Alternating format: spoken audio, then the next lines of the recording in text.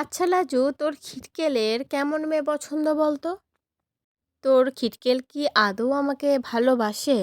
এমনটাই বলছে বনলতা লাজুকে। পুরোটা জানতে ভিডিওটিতে লাইক দিয়ে চ্যানেলটা সাবস্ক্রাইব করে দেখতে থাকুন।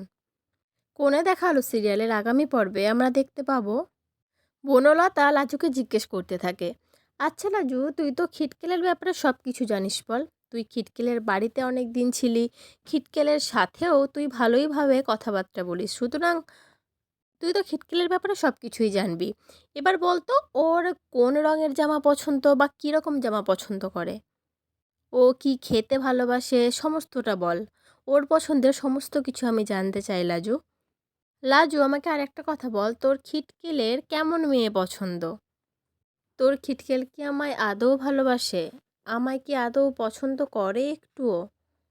লাজু এত প্রশ্নের কি উত্তর দেবে সে ভেবেই পায় না। লাজু অবাক হয়ে বনলতার দিকে তাকিয়ে থাকে। তো বন্ধুরা, আমরা তো এবার বেশ বুঝতে পারছি যে বনলতার অনুভবের উপরে একটা উইকনেস তৈরি হচ্ছে। ভালো লাগা অলরেডি তৈরি হয়ে গেছে, কিন্তু অনুভব কিছুতেই বনলতাকে সেই জায়গাটা দিতে পারছে না। সেই জায়গাটা সে অলরেডি লাজুকে দিয়ে দিয়েছে। আর লাজুও আস্তে আস্তে তার খিটকেলকে ভালোবাসতে শুরু করেছে। এবার এদের তিনজনের সম্পর্কের সমীকরণ কোথায় গিয়ে দাঁড়াবে, কি মনে হচ্ছে তোমাদের? অবশ্যই কমেন্ট করে জানিও। পরবর্তী আপডেট নিয়ে তাড়াতাড়ি আসছি। সঙ্গে থেকো, সাথে থেকো, চ্যানেলটা সাবস্ক্রাইব করে দিও। ধন্যবাদ।